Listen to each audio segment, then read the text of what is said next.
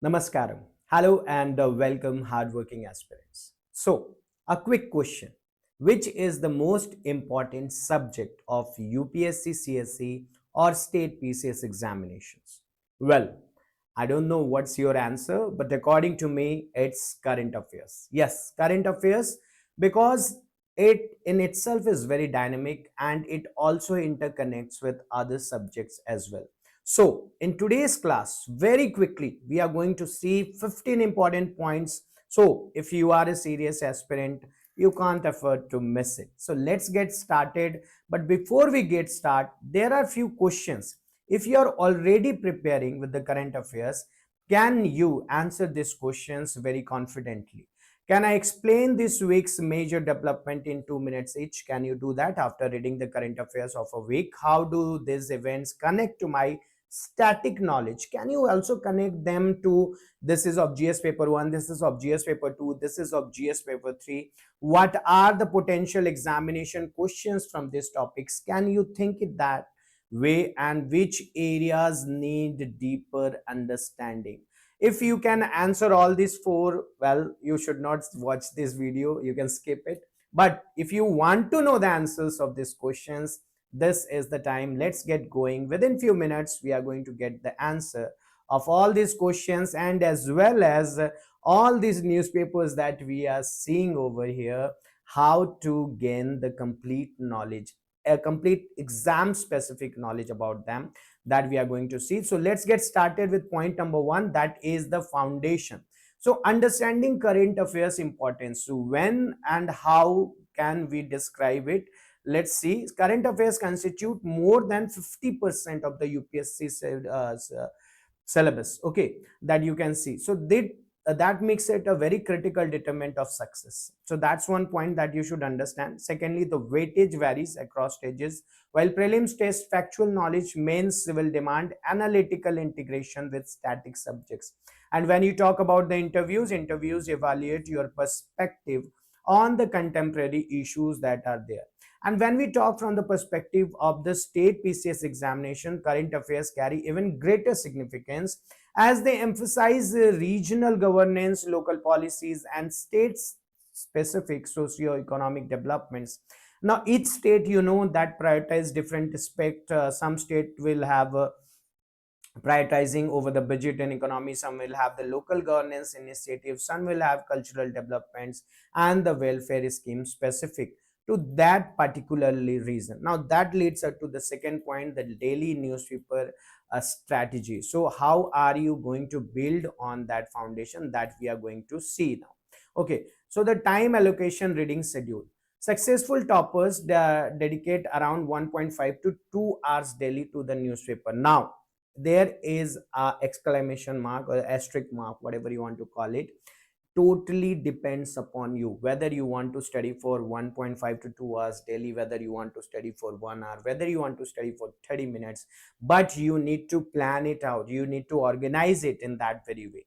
Okay, so if you talk about the daily newspaper reading and the current affairs compilation, the optimal time slot, what it should be, it should be the morning time, because you get the fresh news and you yourself are very fresh at that time. So as demonstrated by UPSC topper Tina Dabi's schedule, we can say that she believes it should be in the morning and it should be at that time where you can take out 1 hour to 1.5 hours. The reading process should be structured. 30 minutes is scanning the headlines and identifying the relevant articles. For 45 minutes, you should be deep reading of the selected content, and then last 15 minutes note making and the cross referencing. This is something really very important. But on the very first note, scanning the headlines and identifying relevant articles, how you are going to understand it, guys, this will come with time. This will come with time, as when you complete your static subject, as when you see the previous year questions, as when you see your uh, institute teachers, your toppers, your seniors, when they are talking about a particular topic, like right now we are talking about work board, okay, we are talking about the other various policies, like the Supreme Court's judgments are coming, like the vice president selection is considered, vice president impeachment is considered, governor's power is considered, all these are in the news. So how you will come to know about this, whether it is relevant or not? With time, with time, yes, you should see the other things, and then with time you'll get it. Next is the strategic selection, strategic section selection. So how are we going to do this? This is really very important, please see.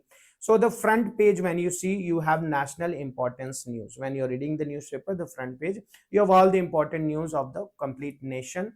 That is a bit important, but supposingly there is a news of somebody is taking a bribe, or there is a news of nowadays you see a lot of flood is there, cloud bursting is there, or a rail accident is there, or something like that, that is not something that you should keep your eyes on. But if there is of importance news which has some repercussions over your syllabus, then you should see it.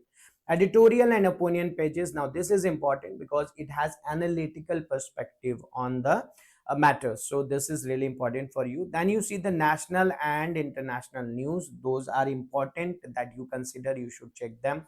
Economy and business section is also very important when we talk about the economics, from that and environment and science and technology, obviously it is very fruitful if you go through them. Also you can see the sports section, but not every day whatever is happening. So, like India has won the Asia Cup hockey, that is what you should see. India won the Champions Trophy, when India won, who was the opposition, where it was played, all those things are important. And the regional news, like the particularly relevant to the state PCS, yeah, there are some news related to the Telangana specific, there are some news related to the Uttar Pradesh specific, there are some news related to the Tamil Nadu specific, so that you should not ignore. Next, number 4 is the active reading technique. What is this active reading technique? So we read most of the times passively, not actively. What is active reading?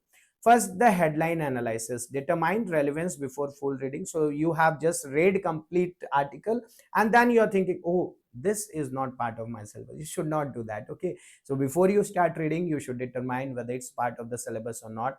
Then the key information is extraction, determine relevance before full reading, that we have already seen. Multiple perspective understanding, especially from editorials, you will always see that one particular, supposingly we talk about MG Narega, there are editors who will write very positive about MG Narega. There are editors who will write negative about MG Narega.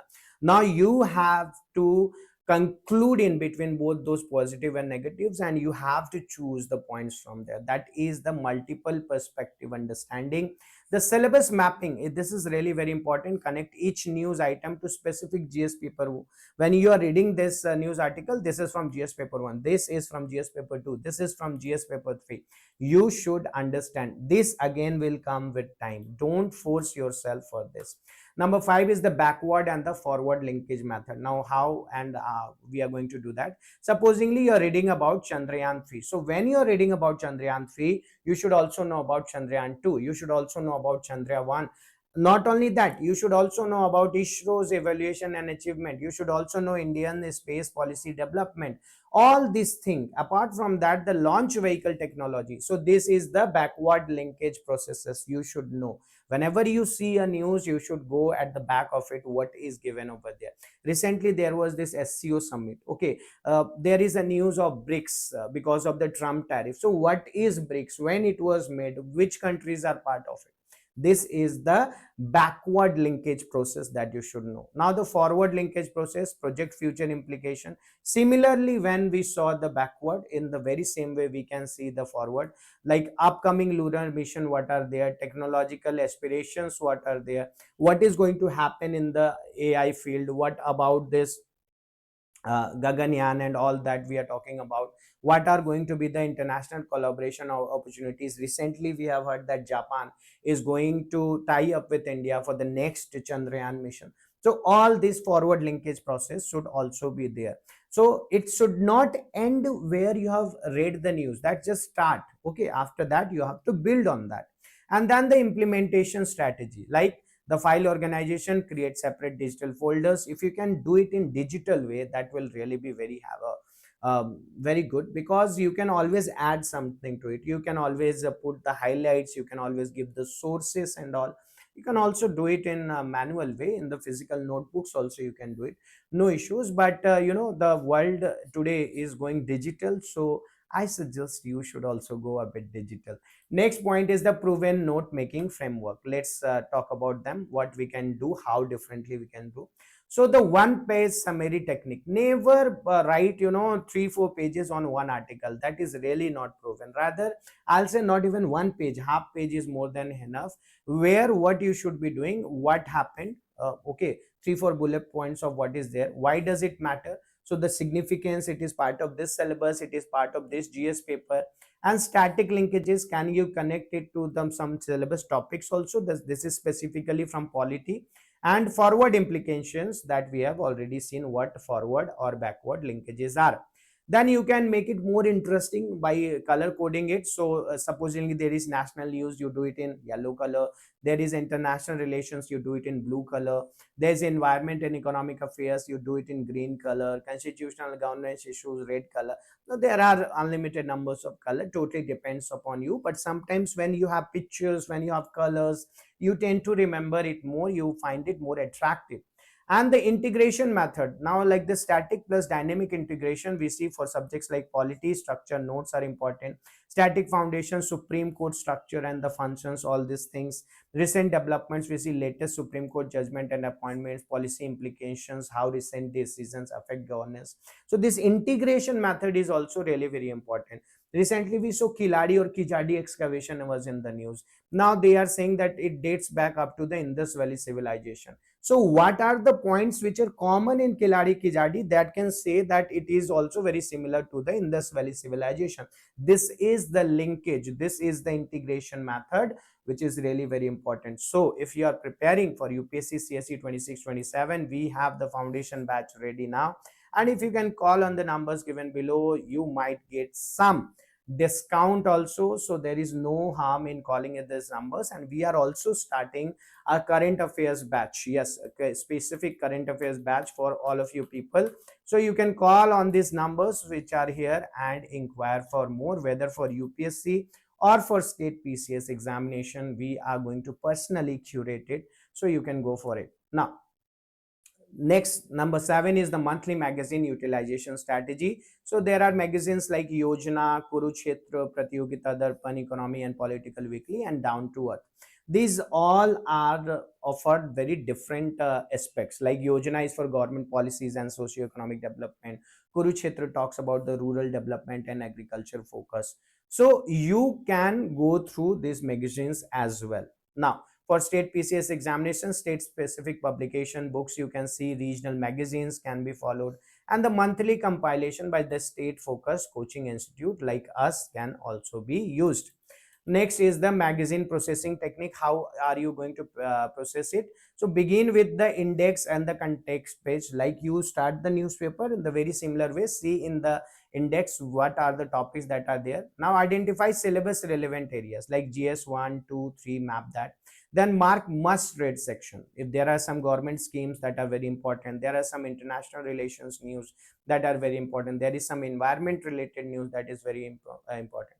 Now active integration, connect with daily newspaper reading. Use magazines for consolidation rather than primary reading. So magazines should be to build upon what you have read in the newspaper. Focus on value added schemes, policies, Supreme Court judgments.